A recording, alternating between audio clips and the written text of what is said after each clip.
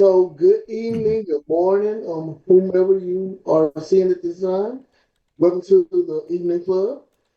This is the Club of North Texas. Welcome Yes, we to can see your all. screen. We're good. All right, you hear me? All right, good. So, for the Pledge of Allegiance, I will lead us in the Pledge of Allegiance. Here we go.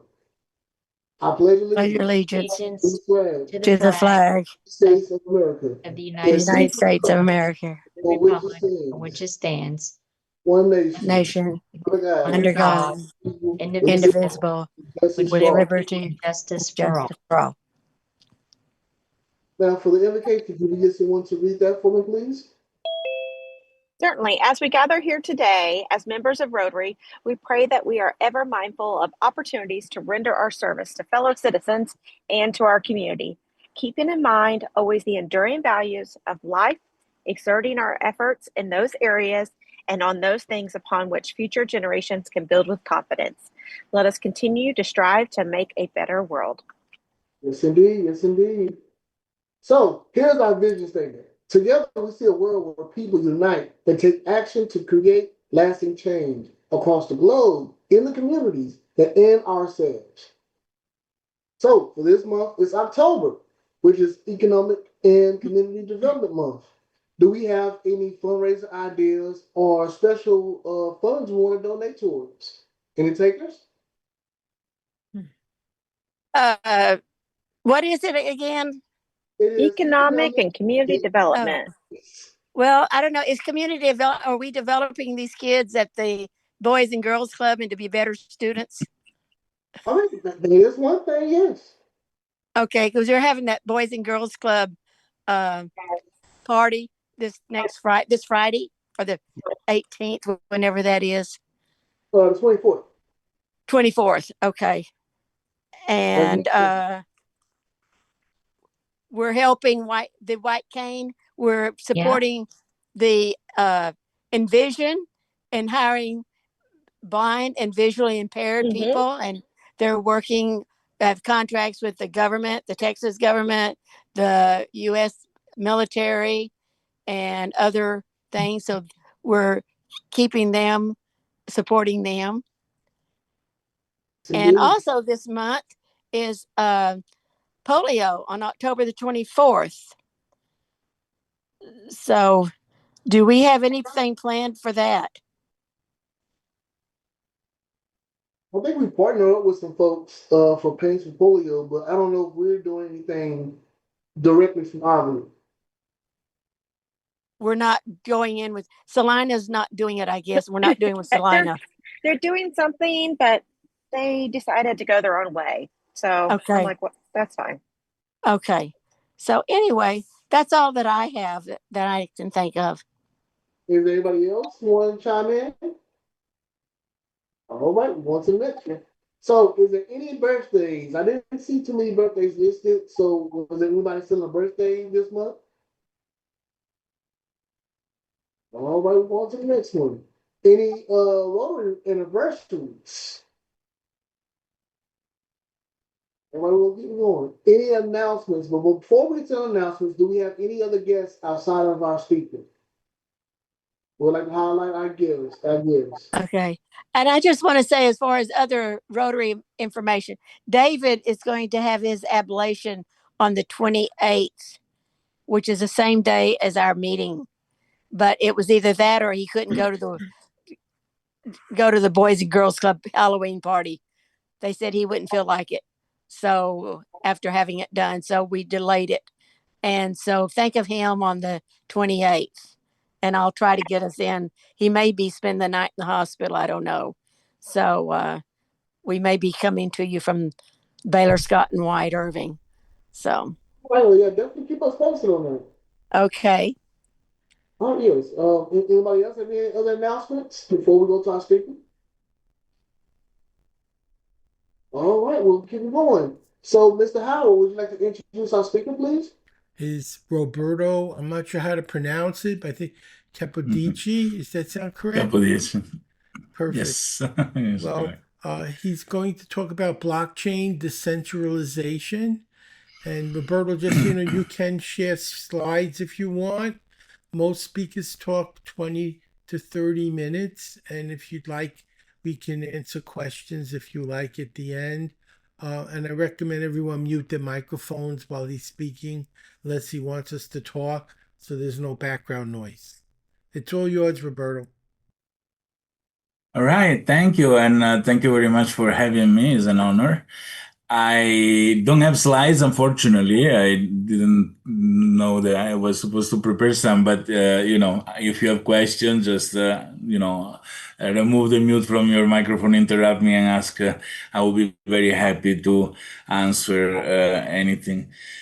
So the topic is particularly difficult if looked technically, and I wanted to present in a way that everybody can understand it. Okay. First of all, what is blockchain and why it is important? Blockchain is a technology that has been implemented to solve a problem. When somebody created the bitcoins all of you must have heard about, I guess, right? Is a cryptocurrency, is a currency that is not supported by any central bank or any government. You needed to have a way to have this currency not controlled by any centralized computer anywhere where somebody can go shut it down. So you needed to have a decentralized solution. And the blockchain has been this instrument that has been built and invented, if you want, really to do this. The unfortunate aspect is that when there is money, there is a lot of scam and a lot of bad reputation piled up on cryptocurrencies, on indirectly on blockchain. But it's like blaming a database system for a website built using it. The blockchain is very much innocent, but as being put under the spotlight, really much connected to bad things, bad scams and other things. So it has had many years of shame, if you want, that not been adopted in other party. But the big question is why somebody should adopt blockchain in the first place. And the answer is, as we are in a digital age, we really transit from an analog age to a digital age in our lifespan. So where music was in vinyl disc, books on paper, painting and photography on paper, on something that tangible that you can touch. Now everything is made of bits and bytes, right? So if in the past I had a book and I give it to a friend of mine, I don't have the book anymore. This book is with my friend, right? And in the digital world, if I have an ebook in a PDF format and I copy and paste it and I give it to my friend, we both have the book. And to the point that you don't know which is the original anymore. Because in the analog world, when I had to record a song in a cassette tape, the quality of the audio was degrading copy by copy to the point that it wasn't worth it anymore as good as an original purchase in the music shop. But as music is digital, like in a CD format or in an MP3 file, more I copy and paste, the quality remains like the original. So in this phase of moving everything into the digital world, and this apply also to documents, legal documents and other things, we lost the capacity to have an original, to have a singularity, a unicity of a document. Now, if you think, if I have one Bitcoin and I give it to one of you, I don't have the Bitcoin anymore. Because if I could copy and paste the Bitcoin, Bitcoin will be worth zero tomorrow morning, right? So the magic that this blockchain system brings in is the capacity to remove the deficiency that all the digital innovation brought in, where you don't have any more originals. So with this, so the fact that I can create a document and this is the one, and any copy is clearly a copy, is not the original. When I can for example, if I have the title of my car, and the title of my car is not managed by an office that is keeping the truth, and I need to trust them where all the ownership of the cars are managed. If I want to sell the car to somebody, we need to go there and change the name on the title of the car. If this was managed with blockchain, in the moment that I transfer the title of my car from me to somebody else, now the car belongs to them and everybody can verify it. And I didn't need to go through a central party that is the guarantor of the truth. Now, you all guys live in the United States, where you have a government that pretty much is honest, okay? But if you go in a place, in a third world country, in a developing country, whatever, many farmers discover they are no more the owner of their own land just because at the land registry, somebody cheated and changed the name of the ownership to their own cousin or something like this. And this happened. It happened in Italy to say. So with the registry, there is like a blockchain system, which is guaranteed by mathematics. Meaning that there are mathematical functions that are needed to process changes, you have the guarantee that this cannot happen, okay? So pretty much the blockchain is an instrument that stands behind the scene, so the final user may use it without even pretty much knowing it, that give this guarantee. Furthermore, the implementation is so much cheaper than the centralized solution that are implemented today. I give you an example.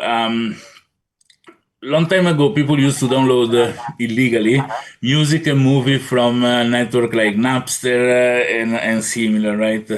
And the movie and music industry start lobby the government to give a very harsh punishments to some kids that were doing downloading these things, and they never solved the problem, meaning that people kept downloading music and movie illegally from these networks.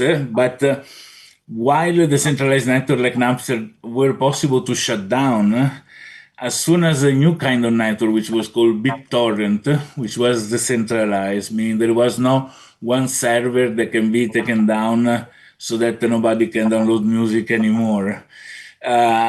The people keep doing it. The music and movie industry look bad because they gave insane punishment to young kids for doing something everybody else was doing. And to my opinion, the music and movie industry missed an opportunity.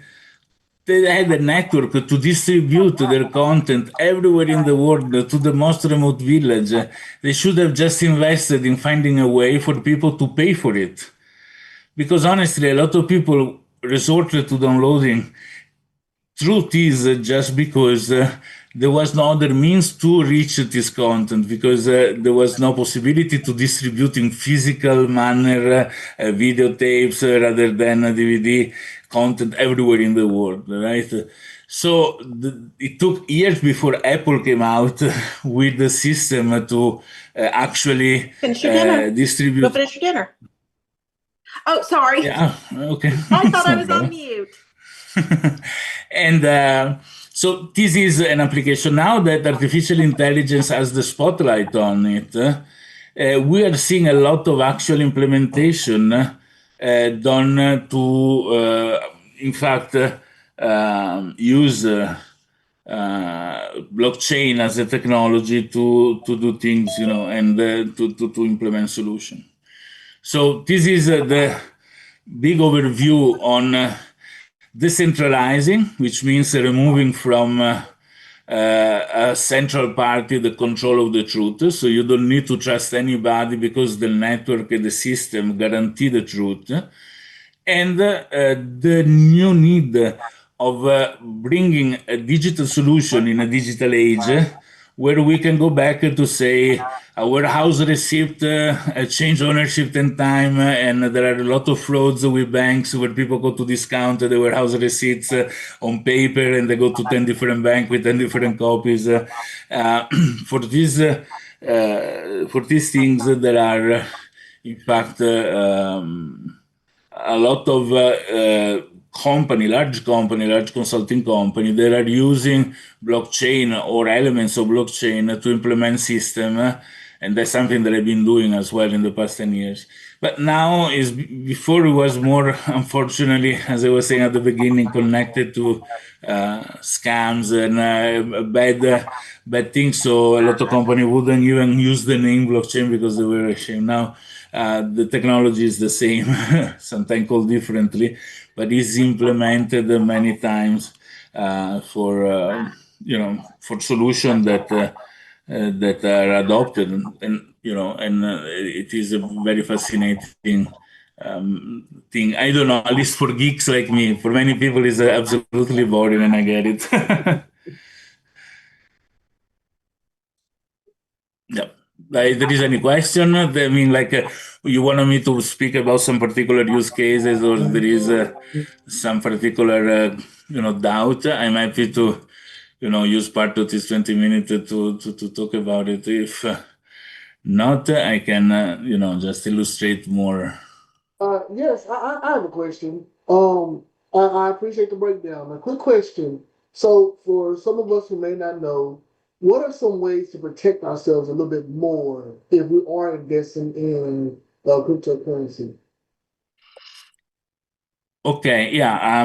First of all, when it comes to the financial aspect of it, so trying to do investment in cryptocurrency, etc., I'm not a financial advisor, so I cannot say anything. The only thing I can say, don't put any money you are not ready to lose.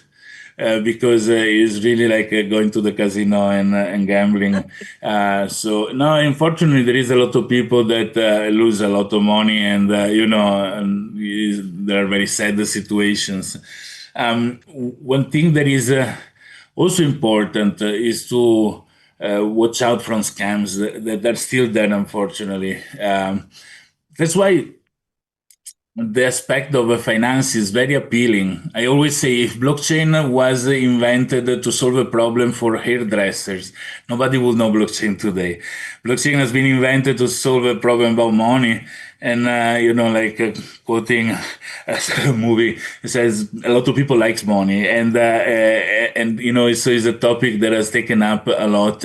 And now we all know blockchain. But the use of blockchain for financial aspect is really like the tip of the iceberg. I mean that below there are so many different use cases. There is, for example, project that I work on, for photographer to sell their photos for use somewhere and manage copyright on photos. Really, there is like managing advertising space in the city on the billboards being done with blockchain.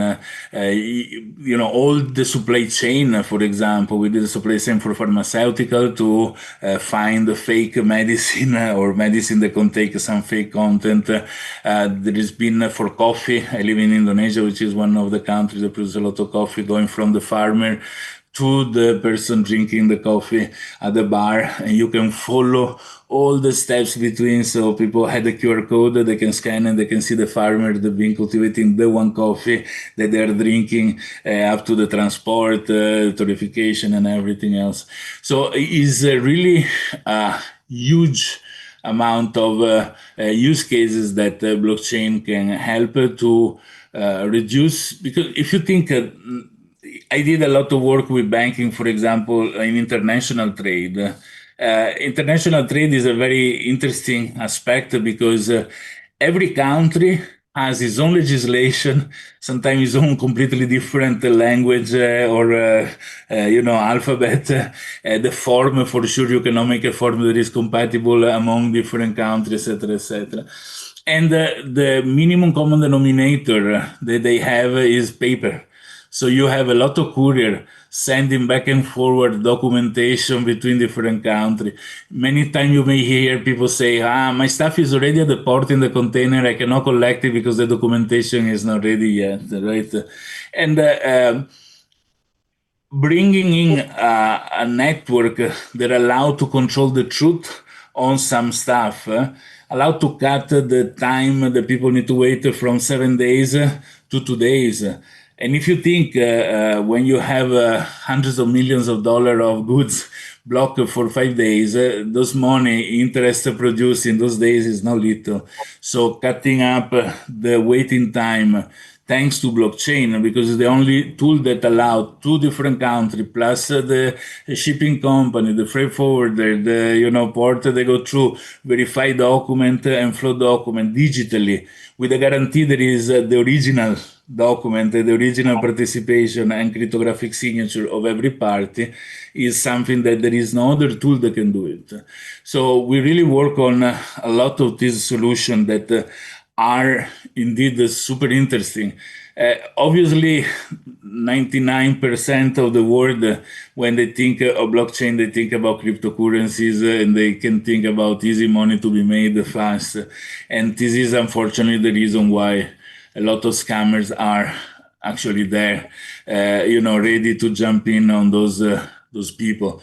So trust nobody. If somebody wants to do I this, have a question on top of that. Now you brought up banks. Now, are you familiar with the fiat apps?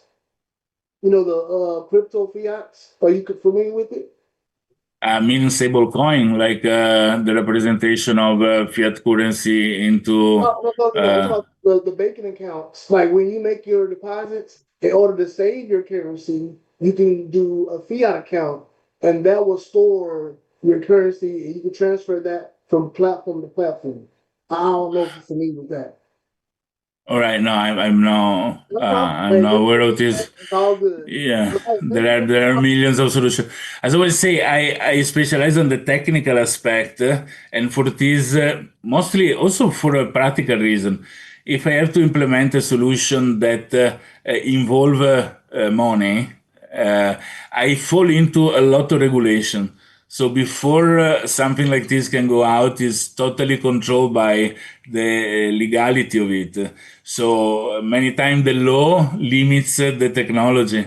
There is a very funny situation where I was in Singapore opening a bank account, and the regulator still require a fax to be sent to do this, to open the bank account on a form filled by hand. And you think in 2025 we should have been over this. So you have the bank that is forced to have this form in the computer that could be filled in by typing the data. They need to print it, fill it by hand, and then submit it to a place where they do data entry, which means they take the form, they cannot give the full form to a single person for privacy reason. So it's been split in parts, and there is people data entering these things just because the regulator require things to be like that, right? In this case, what they did, the person that did the data entry, when they saw my family name, because my mail address is roberto@capodieci.com. The Capodieci, the letter A, they thought it was a number two.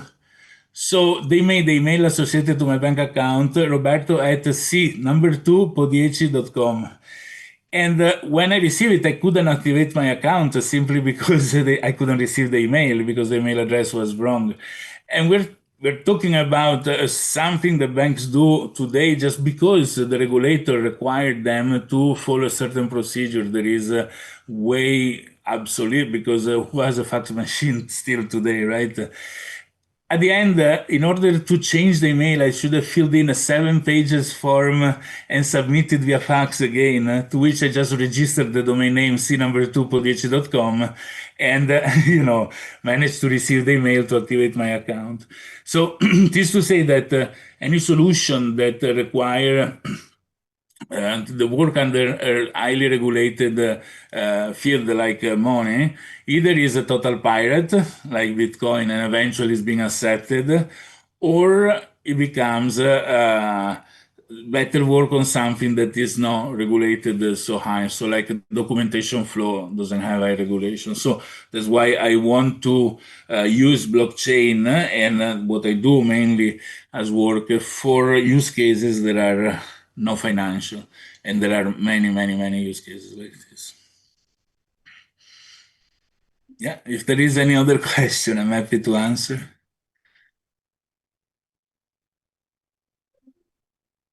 Anyone else? Anyone else have any questions? Mr. Howard? All right, all right. Well, I mean, hey, great job. I appreciate it. Do you have anything else you want to share, Mr. Howard? What about you? Sorry. Is a very particular topic that is difficult to get excited about unless you work with it. It's just a question to be aware that as we enter the digital world with artificial intelligence, for example, I give you just another example that is very important also for everybody. AI can produce video and audio that can replicate any of us, and people will not be able to see the difference anymore. So it's easy to receive as a scam the call from the granddaughter that is in trouble, and you can see even in FaceTime there is them, etc., asking to send some money, etc., right? Besides pay attention, always hang up and call back. Never trust those things because there are a lot of people that lost fortunes in this way. So never be caught by the emergency or something. Those are always scams usually. But with the blockchain, we could guarantee that the person is the person by cryptographically signing the video flow that you're seeing. So it will just take a small application in our phone on both sides to sign the data flow cryptographically, like a frame every 10 or whatever. And on the other side, verify that this is the signature of the person. So unless somebody has a gun to their head, that is forced to sign against the will, but nobody can impersonate somebody else without his personal knowledge because they have no possibility to sign. So blockchain brings a cryptographic valid identity. When I say cryptographics, means a very complex mathematical operation that guarantee the me is me and not somebody else, because nobody can do this signature without knowing some secret, password. Let's put it the way that I have.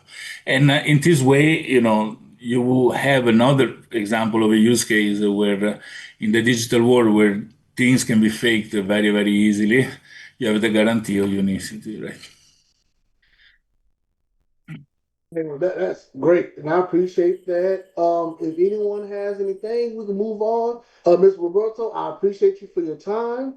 You can stick by. Hold on this moment. Let me bring up our PowerPoint.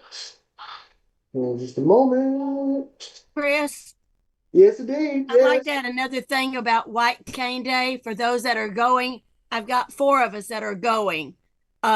Larissa suggested we get there about 4:30. There is free parking, and we'll check in at the turnstile, and they'll have the list of everybody's name. But I have you, me, Jerica, and Jennifer. If there's anybody else going, let me know. All right. Yes, there's going to be a few of us at the White Canes event this Saturday. Is it just you? Is it? Are you having your family? I have to see because we have a walk that morning with breast cancer awareness. Oh, okay. So I'm doing 2 walks. Okay. Well, this is a very short walk. Hey, look, I'm gonna be a busybody on Saturday. This is a leisurely walk through the zoo. I think it's where the giraffes and elephants are. Okay. Yes, ma'am. Yes, ma'am. Okay. So we're gonna do our 4-way test. Join me in stating the 4-way test of the things we think, say, or do. For everybody, I can leave. That's okay. You're totally fine. Go right ahead. All right. Thank you very much again, and bye-bye. Thank you very much. All right. So we'll start from the top. Is it the truth? Is it the truth? Is it fair to all concerned? Will it build goodwill and better friendships? Will it be beneficial to all concerned? And will it be fun? Will it be fun? All right. I am pleased and thank you for all that came through. Y'all all have a great night, and I will see you in the next meeting. Thank you.